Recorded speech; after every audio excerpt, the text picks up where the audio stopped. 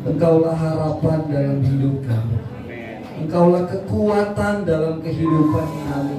Tidak ada yang bisa memberikan kekuatan buat kami.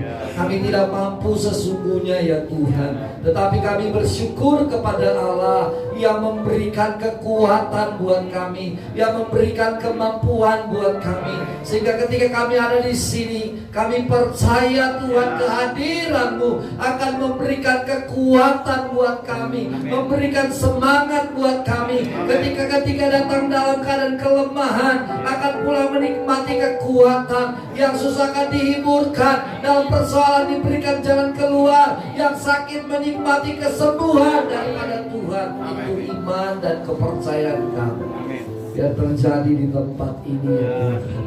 Apapun tidak bisa untuk Tuhan memberkati satupun jiwa yang datang di tempat ini. Tetapi Tuhan, kami percaya Engkau yang punya firman, Engkau yang punya kebenaran itu, Engkau yang akan memberkati setiap kami sesuai dengan kebutuhan rohani kami masing-masing. Terima kasih Tuhan. Biar apapun yang boleh kami dengar, apapun yang boleh kami nikmati ya Tuhan, itu semua biar hidup kami akan terus dibaharui, diubahkan oleh Tuhan menjadi pribadi seperti apa yang Engkau mau. Terima kasih Tuhan. Di dalam nama Yesus Tuhan kami berdoa mengucap syukur. Mari yang siap untuk diberkati oleh Tuhan, kita sama-sama katakan amin. Silakan duduk. Puji Tuhan. Saya secara pribadi mengucap syukur kepada Tuhan karena dengan anugerah Tuhan yang begitu besar, sehingga Tuhan masih izinkan ya untuk menikmati kekuatan. Dan saya percaya juga kita ada di tempat ini ya, kita baru ketemu ya, kecuali Pak Gembala kalian di sini ya. Kami ada di jajaran Majelis Pusat sudah kurang lebih 1 tahun ya, kami boleh bersama-sama dalam kepengurusan. Dan kebetulan kami berdua ini sudah ya, mungkin waktu ke Riau kita bersama-sama, kemudian juga waktu ke Toraja juga kami bersama-sama. Dan puji Tuhan tidak pernah dibayangkan ya, saya hanya melihat saja di di media ya, ini tempat pelayanannya Pak Pendeta Naso ya, tapi tidak menyangka hari ini saya bisa diizinkan oleh Tuhan ada di tempat ini. Dan saya percaya tidak ada satupun rencana Tuhan yang gagal bagi kita. Amin. Semuanya rancangan Tuhan itu indah. Yang perkenalkan, nama saya Donald Kapugu ya, bukan Donald Bebek ya, tapi Donald Kapugu. Saya dari Manado. Yang Manado itu sudah ada yang pernah ke Manado atau ada orang Manado di sini? Ada. Oh ada. Mana orang Manadonya? Oh, orang Manado ya, ada 2 ya Ibu ya. Saya itu tinggalnya kalau dari Manado, dari bandara itu sampai ke tempat saya kurang lebih 4 jam ya. Jadi di sana Kota Manado, Sulawesi Utara, Kabupaten Minahasa Selatan ya, kemudian kecamatannya Modo Inding, desanya Hulu Rematus ya. Kalau Bapak Ibu mungkin bisa mencari di Google Modo Inding ya, itu sekarang itu sudah disebut Modo Inding itu adalah tempat ya, dimana katanya itu sudah menjadi dapurnya Indonesia Timur ya. Kalau ada yang punya kerinduan ke sana ya, di sana itu tanamannya hortikultura, jadi mau sawi, kentang, wortel, semua tanaman-tanaman itu ada di sana. Dan itu sangat indah sekali ya. Kalau di sekolah kita itu kurang lebih mungkin 15 menit sampai ke Sekolah Tinggi Teologi Pentakosta. Pernah dengar sekolah ini? Apalagi anak-anak muda pernah? Belum? Aduh, itu sekolah GGP satu-satunya yang ada di Indonesia ya, Sekolah Tinggi Teologi Pentakosta. Dan saya lulusan di sana tahun 2004 ya. Saya sudah berkeluarga ya, punya istri cuma satu ya, tidak akan tambah lagi ya. Dan Tuhan mengaruniakan 3 orang anak ya.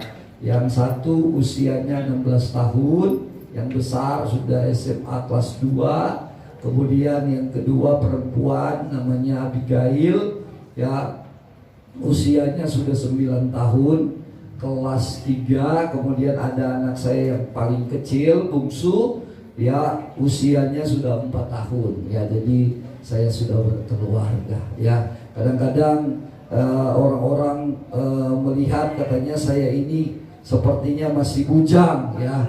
Aduh, saya ya kebetulan saya pelayanannya kepada anak-anak muda ya. Pak ketua saya ini Pak Naso, dia pelayanannya kepada kaum pria ya. Jadi itu bapak saya itu ya. Bapak saya itu ya. Ya luar biasa. Dan orang berpikir bahwa pelayanan anak muda kok bawa kita, kenapa nggak bawa teh? Ya saya mengajarkan ya, waktu Tuhan mempercayakan saya jadi ketua kaum muda daerah Sulawesi Utara. Jadi di Sulawesi Utara itu ada sekarang ini sudah 19 wilayah ya di Sulawesi Utara, dan jumlah anak mudanya kalau bikin perkemahan itu sekitar 2000-an orang ya. Jadi banyak sekali, dan saya mengajarkan bahwa tolonglah anak-anak muda untuk kemana-mana bawa Alkitab kalau beribadah ya. Kenapa saya bilang bawa Alkitab? Karena saya lihat sekarang ini dengan kecanggihan teknologi, sehingga kayaknya sudah rasa risih lah kalau membawa Alkitab, katanya sudah tidak model, tidak ini ya. Tapi saya melihat bahwa bukan berarti punya HP dan punya aplikasi Alkitab itu tidak bagus, bukan. Tapi kalau masih nanti sebentar firman Tuhan buka, kemudian ya bukalah firman Tuhan gitu kan. Jangan buka FB ya, wah jangan buka WA. Ya fokuslah kepada firman Tuhan. Kan kalau misalnya kita bawa Alkitab, kita mau fokus di mana? Ya kan? Kalau di HP kan kalau tidak terpengaruh sih nggak apa-apa ya. Tapi jangan sampai ya, misalnya sementara khotbah bunyi HP ya. Tadi saya lihat di situ apa itu? Saya lihat ya, itu dimatiin ya. Ya luar biasa ya. Jadi pelayanan saya jadi juga gembala. Tuhan izinkan juga pemimpin jemaat, tapi jemaat saya tidak banyak seperti ini ya. Tapi saya sangat senang sekali ya untuk melayani ya, walaupun dalam perintisan. Tahu aja kalau Manado itu itu sebetulnya orang muslimnya kurang ya, tetapi fanatiknya gereja itu lebih luar biasa daripada orang muslim.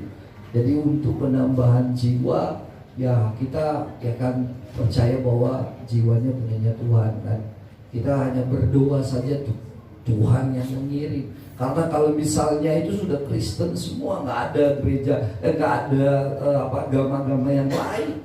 Jadi memang itulah pergumulan yang ada di Sulawesi Utara, tentunya berbeda dengan yang ada di Jawa. Tapi saya percaya mau pergumulan apapun itu, ketika Tuhan percayakan, Tuhan anugerahkan, berarti Tuhan membuat kita akan menjadi suatu pribadi yang sungguh-sungguh akan menjadi pribadi yang dipersiapkan oleh Tuhan untuk masuk kepada kerajaan Allah. Katakan amin.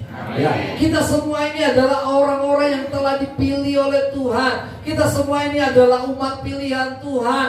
Ya, waktu kemarin saya tanya, Pak ada tema? Ada. Ya, kasihlah tema. Karena saya sudah siapkan di mana-mana, saya sudah siapkan sebelum datang ke Manado, sudah siapkan PowerPoint-nya ya. Tapi ketika bilang ada tema, waduh, saya berubah lagi nih ya. Tapi puji Tuhan, ya mari kita buka kebenaran firman Tuhan dalam 1 Petrus pasal yang kedua, ayat yang ke-9 dan ayat yang ke-10. Katanya ini temanya gereja PGP Kabar Baik ya. 1 Petrus 2 ayat 9 sampai 10. Sudah mendapatkan semua? Amin. Aduh, masih kurang. Amin. Amin, puji Tuhan. Mari kita baca bersama-sama 2, 3. tetapi kamulah bangsa yang terpilih, imamat yang rajani, bangsa yang kudus, umat kepunyaan Allah sendiri, supaya kamu memberitakan perbuatan-perbuatan yang besar dari Dia yang telah memanggil kamu keluar dari kegelapan kepada terangnya yang ajaib. Amin. Tetapi yang sekarang telah menjadi umatnya, yang dahulu tidak dikasihani, tetapi yang sekarang telah beroleh apa? Belas kasihan. Kebenaran firman Tuhan ini menceritakan, meneguhkan kita bahwa kita ini adalah umat pilihan Allah. Katakan sama-sama, umat pilihan Allah. Ya. Buktinya apa? Bahwa kita ini adalah umat pilihan Allah. Firman Tuhan menjelaskan di sini bahwa umat pilihan Allah, yang dimaksud umat pilihan Allah adalah umat yang telah dipilih, umat yang telah ditentukan oleh Allah. Ya. Kita ada di sini adalah pilihannya Allah. Ya. Tidak semua orang-orang itu adalah dipilih oleh Allah. Tidak semua orang itu dipilih oleh Allah. Kadang-kadang orang-orang itu biasanya datang ke ibadah, yes, datang menyembah, yes, tetapi pertanyaannya, apakah engkau telah dipilih oleh Allah atau belum? Dia yang telah menentukan kita. Apalagi di sini dia bilang bahwa kita ini adalah imamat yang rajani. Ada sesuatu yang spesial menunjukkan bahwa kita ini adalah umat pilihan Allah. Kita bukan manusia yang biasa-biasa di hadapan Tuhan, tetapi kita, kata firman Tuhan, imam. Kita adalah raja. Ini luar biasa. Suatu ungkapan yang meneguhkan, yang menguatkan kita bahwa kita ini adalah pribadi yang spesial di hadapan Tuhan. Apalagi yang dia bilang di sini, Tuhan yang menguduskan. Umat pilihan artinya Tuhan menguduskan. Dia membuat kita layak, Dia membuat kita kudus. Dia boleh membuat kita menjadi pribadi yang berbeda dengan orang lain.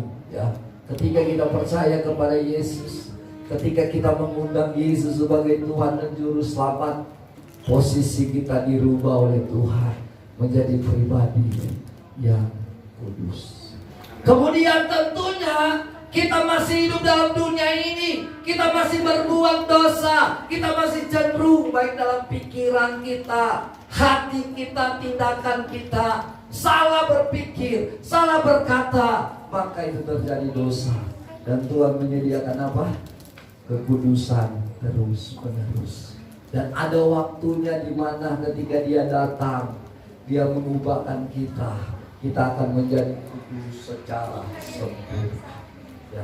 Kita akan menjadi pribadi yang kudus, pribadi yang layak, pribadi yang sungguh-sungguh tidak lagi berdosa. Ya. Pribadi yang sungguh-sungguh telah disempurnakan oleh Tuhan. Dan itu akan terjadi ketika Yesus datang dan mengubahkan kita dari yang berdosa. Tuhan ubahkan tubuh kemuliaan. Itu secara total Dia melakukan pengudusan terhadap kita.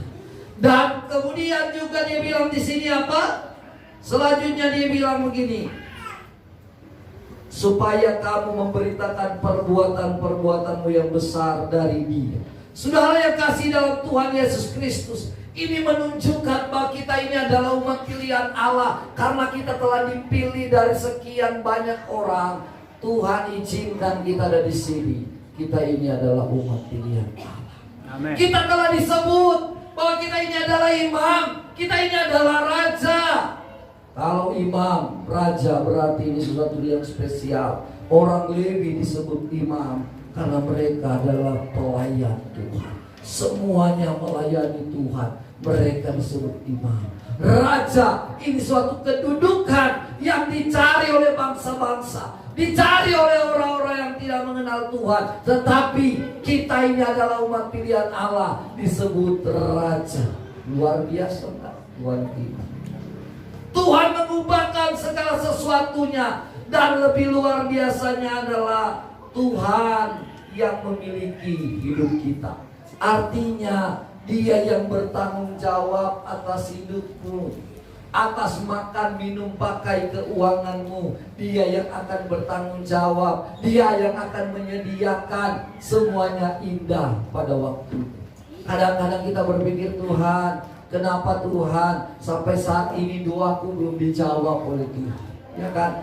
Kadang-kadang kita berpikir, Tuhan, mengapa Tuhan proses ini terlalu panjang buat saya? Tuhan, mengapa dan mengapa? Selalu bertanya, Tuhan, apa yang harus aku perbuat? Harusnya begitu. Bukan Tuhan, apa yang kau akan buat untuk aku? Apa yang kau lakukan untuk aku? Tetapi bertanyalah, Tuhan, apa yang harus lakukan? Apa yang harus aku lakukan untuk Engkau? Karena itu pertanyaan yang perlu dijawab kepada setiap umat pilihan Allah. Apa yang kita akan lakukan? Kalau kita ini adalah umat pilihan Allah yang Tuhan sukai, yang Tuhan mau adalah ini yang Tuhan bilang, ayat 1 dan ayat yang kedua, bertumbuh secara rohani. Katakan amin. Bertumbuh secara rohani. Jangan sampai kita membiarkan kita menjadi orang Kristen yang biasa-biasa saja.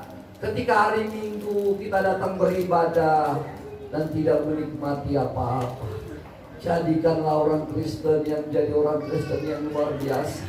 Udah apa kita beribadah, iman kita tidak bertumbuh.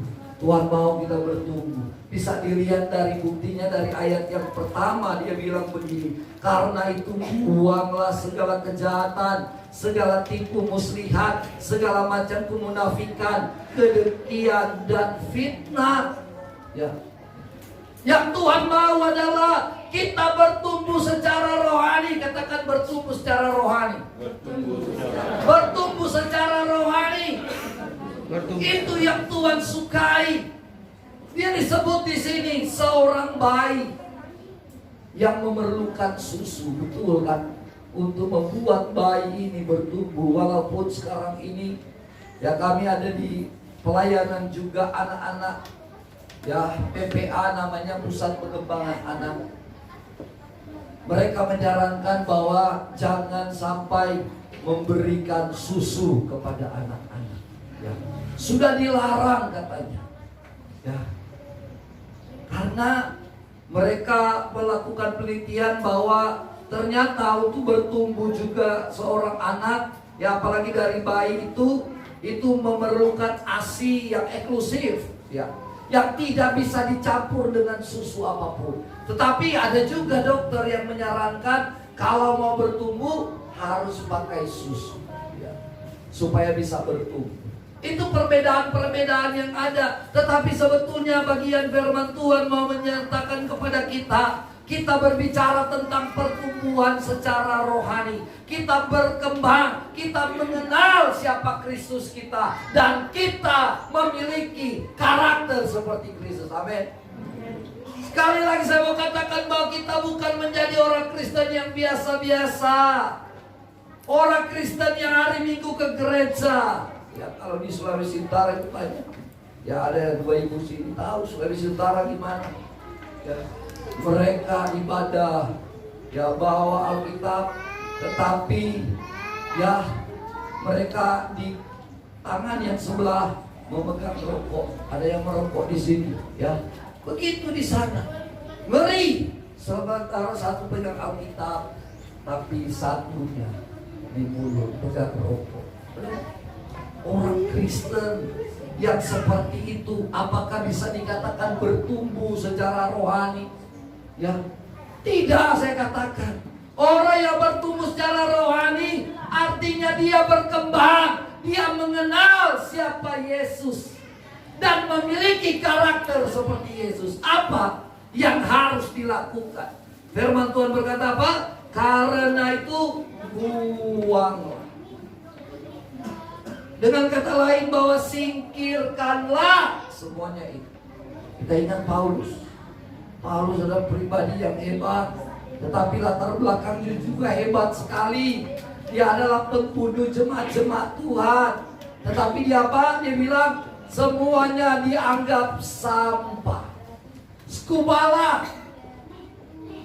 dia menganggap itu semua bangkai, tidak bisa dipertahankan.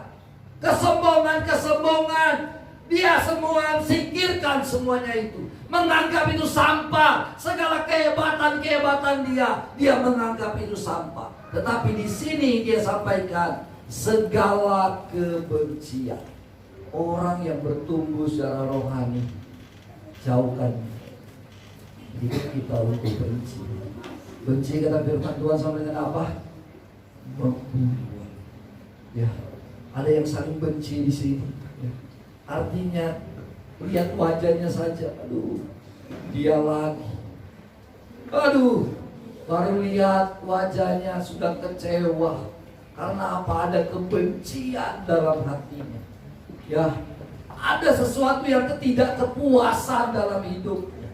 Mungkin dia tidak mau menerima orang itu.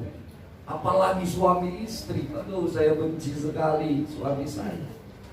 Ya, kalau di Manado, Bapak Ibu kan juga pemuda-pemudi anak sekolah minggu. Ya, ini sudah masuk bulan Desember. Desember itu kalau di orang Manado itu artinya derita semakin berat. Ya. Derita semakin berat. Ya, orang Manado tahu itu, langsung ketawa ibu. Derita semakin berat. Ada apa? Ya, karena Bapak Ibu Saudara, mulai istri memberikan nota kepada suaminya. Pak, kursi harus ganti. Ya. Pak, untuk apa ini? Jendela gorden ya? Apa? Gorden sama juga ya? Harus diganti. Belum anak-anak, Pak, tolong saya mau baju baru. Ya, syukurlah Natal ini tanggal 25-nya hari Minggu ya.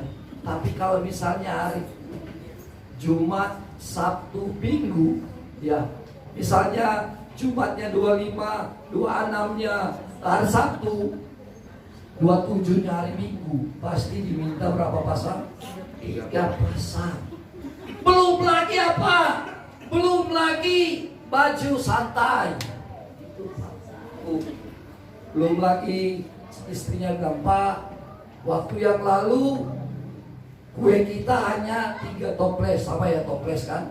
Toples. Sekarang ini Pak, tetangga kita itu mereka 6 toples. Berarti kita harus 10 toples. Tuntutan sehingga mereka katakan apa? Desember itu derita semakin berat. Ya, apalagi sekarang online banyak ya. Kalau di sini saya nggak tahu, tapi kalau di sana, waduh, online itu malah mereka kewalahan. Ya. Karena itu banyak sekali, ada Ninja, ada apalagi, ada Shopee, ada Lazada, ada, waduh, banyak sekali yang masuk. Untuk apa? Untuk memenuhi kebutuhan Natal. Stres bapak-bapak di sana. Ya. Kalau di sini kan nggak ada yang nggak peduli begitu kan. Belum lagi soal makan minum. Waduh, berapa lusin, gitu kan? Coca-Colanya berapa lusin, Fantanya berapa lusin, Sprite-nya berapa lusin. Ya kalau orang-orang yang suka ini siap bir, gitu. Belum lagi makanannya. Waduh, babi putar, ya. Ada yang makan babi putar di sini, ya. Rage go ke Pak Naso ketika pergi, waduh, saya juga ngeri lihat Pak Naso. Pak Naso bisa makan rage itu, pernah tahu rage? Itu sate, tapi sate yang besar-besar. Pak Nasonya bisa habisin berapa Pak Naso? Luar biasa. Ya. Itu yang terjadi sehingga apa? Timbullah kebencian, iri hati. Melihat, aduh tetanggaku itu sudah sepeda baru, mobil baru. Pak, usahakanlah kita untuk beli lebih dari dia. Itu keegoisan. Derita semakin berat. Tapi saya percaya di sini Desember membawa berkat. Amin. Amin. Peduli soal makan minum kan di sini. Saya pernah pelayanan di Cikalong Wetan. Ya, waktu Natal kita makan tahu deh. Ya, tempele. Kalau di sana tuh ingat di kampung, aduh kalau di sana makanannya sudah semuanya ada, darat, udara, laut ada. Ya, kalau di Manado. Jadi kalau ada yang penasaran, kalau Natalan, pergilah, mudiklah ke Manado. Ya, coba lihat di sana. Ngeri. Belum lagi yang ada di gereja sudah berpikir seragam. Aduh, kalau Natal seragam itu aduh luar biasa. Ya seragam. Kita ibu-ibu mau pakai seragamnya warna apa? Mereka, waduh, itu yang dipikirkan. Ya, tetapi rohani, ya mohon maaf, kami orang Manado hanya berpikir soal penampilan saja. Penampilan itu adalah gengsi orang Manado. Tetapi sesungguhnya yang Tuhan mau adalah iman yang selalu bertumbuh, rohani yang semakin kuat. Ya, tidak ada tipu muslihat di sini. Apalagi tidak ada kemunafikan. Natal biasanya di sana penuh. Pakai apa ya kalau di sini? Pakai tenda. Ya. Pokoknya semua gereja itu pakai tenda karena katanya burung tahun masuk. Ya. Burung tahun hanya satu kali ke gereja satu tahun. Mereka masuk, ya. Karena apa? Mau menampilkan baju baru. Ngeri di sana. Ya. Pertumbuhan rohaninya hanya sekedar formalitas untuk beribadah. Selesai masuk Januari, habis tahun itu akhir tahun sudah mulai lagi tidak beribadah. Tapi malamnya mereka buat disko. Ya, ngeri. Itu keimanan dari orang-orang yang ada di Manado, tapi tidak semua ya, contohnya saya. Ya. Tidak semua begitu. Hanya orang-orang saja tertentu yang berpikir bahwa kami di satu tahun satu kali, tetapi membuat suami stres. Bukan itu sebetulnya yang Tuhan mau. Saya katakan kepada jemaat, siapa sih yang berulang tahun? Biasanya yang berulang tahun Pak Naso diberi hadiah atau Pak Naso yang memberi hadiah? Pak Naso yang memberi hadiah. Jemaat yang harus memberi hadiah. Ya harusnya begitu. Ini Tuhan Yesus kita yang lahir, kita yang sibuk. Yang Tuhan mau adalah biarlah kita memiliki iman yang kuat dan kita boleh bertumbuh secara rohani. Kita kuat di dalam Tuhan. Segala kebencian, iri hati, kemunafikan, fitnah, hoax selalu diceritakan jelek-jelek. Apakah gembala kalian? Waduh, si Pak Gembala itu keluar dulu ya. Bukan itu yang diceritakan.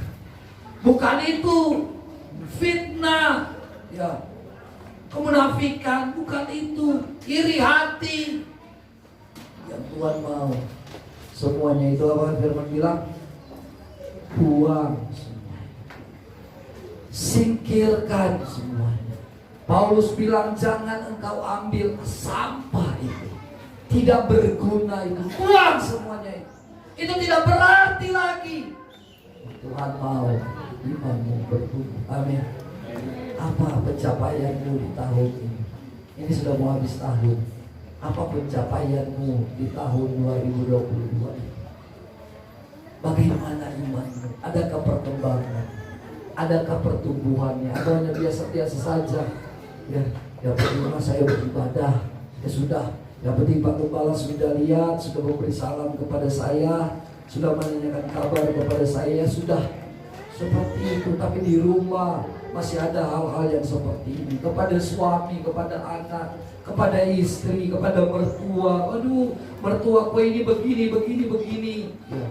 Akhirnya timbul apa? Kemunafikan. Timbul apa? Rasa iri dan menceritakan atau fitnah mana-mana. Tuhan mau kita berubah. Amin. Di akhir tahun ini kita komitmen lagi dengan Tuhan. Tuhan, aku ini umat pilihan-Mu Tuhan. Aku mau bertumbuh. Aku mau menunjukkan kualitas karakter Kristus yang ada dalamku. Aku akan tunjukkan kepada bangsa, kepada orang-orang sekelilingku bahwa aku ini adalah pribadi yang memiliki karakter Kristus. Amin.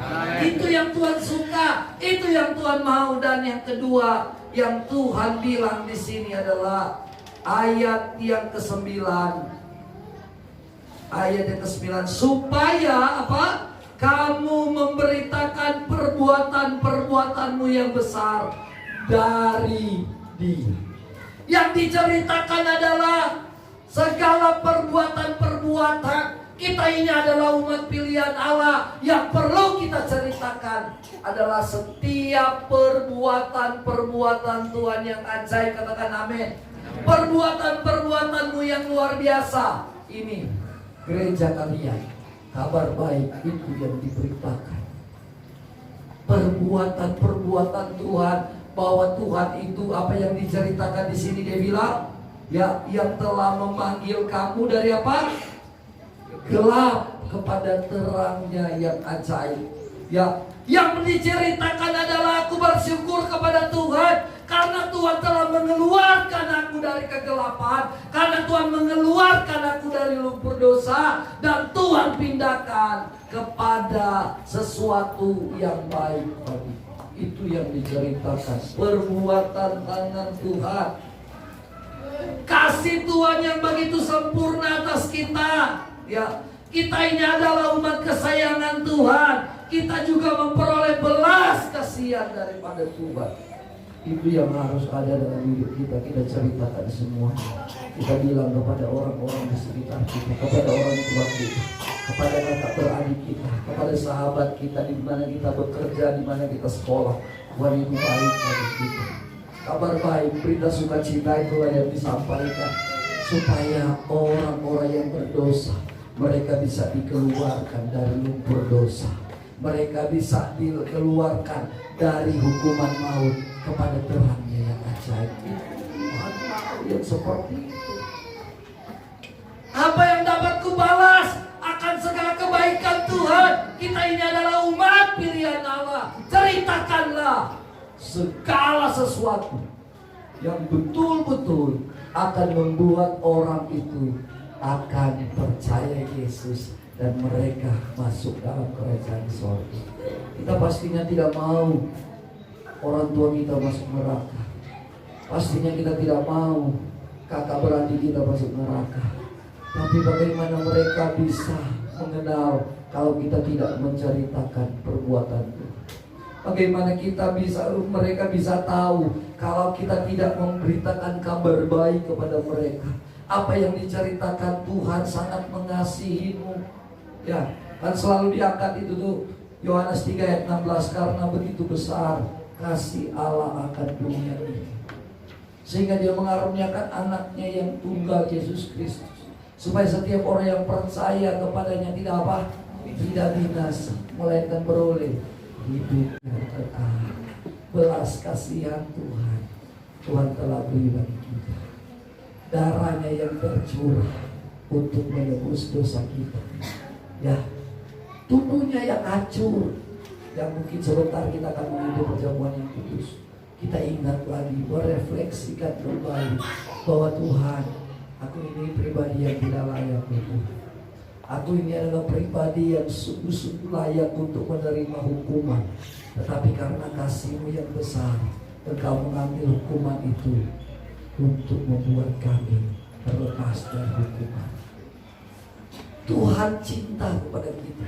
Dia memberikan belas kasihan. Firman Tuhan bilang berkata, yang dahulu tidak dikasihani, tetapi yang sekarang apa? Telah beroleh belas kasihan. Yang dulunya tidak dianggap orang, tetapi sekarang ini kita boleh dianggap orang karena Tuhan mengasihi kita, karena Tuhan sayang kepada kita, karena Tuhan cinta kepada saya. Dan itu yang perlu kita hargai. Itu yang perlu kita hargai. Kita ceritakan Tuhan itu mati untuk engkau, bukan hanya untuk orang Kristen saja, tetapi yang mati untuk semua dunia ini. Tetapi mereka belum percaya Yesus, sehingga mereka belum menikmati apa yang dinamakan kabar baik hidup yang kekal. Yesus itu yang sudah menderita untuk kita. Dia yang sudah disiksa untuk kita. Dia yang sudah disalibkan untuk kita. Darahnya tercurah, tubuhnya hancur. Untuk apa? Memberikan belas kasihan kepada kita. Adakah di hatimu berkata bahwa Tuhan, sudah terlalu berdosa kalau saya tidak mengasihi Engkau. Sudah terlalu hina diriku kalau aku tidak menghargai Engkau. Jangan pernah kita menyalibkan Tuhan yang kedua kali. Hargai pengorbanan Tuhan, hargai belas kasihan Tuhan.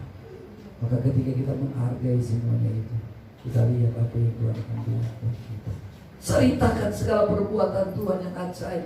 Bukan menceritakan pengalaman untuk engkau berhasil, boleh saja. Tetapi harus beritakan bahwa itu bukan karena kehebatanku aku berhasil. Itu bukan karena kehebatanku aku menang dari proyek. Itu bukan karena kehebatan aku boleh berhasil dalam pendidikan. Tapi itu karena perbuatan Tuhan yang ajaib. Katakan amin. Itu semua karena kekuatannya daripada Tuhan. Katakan amin. Itu semua karena mujizat daripada Tuhan. Katakan amin. Itu yang Tuhan suka. Kita umat pilihan Allah, amin. Siapa yang merasa umat pilihan Allah, coba angkat tangan. Bagi semua umat pilihan Allah. Dan Tuhan mau apa? Iman kita bertumbuh dan kita menceritakan setiap perbuatan yang kita. Haleluya. Terima kasih Tuhan. Mari kita semua sikat doa di hadapan Tuhan. Haleluya.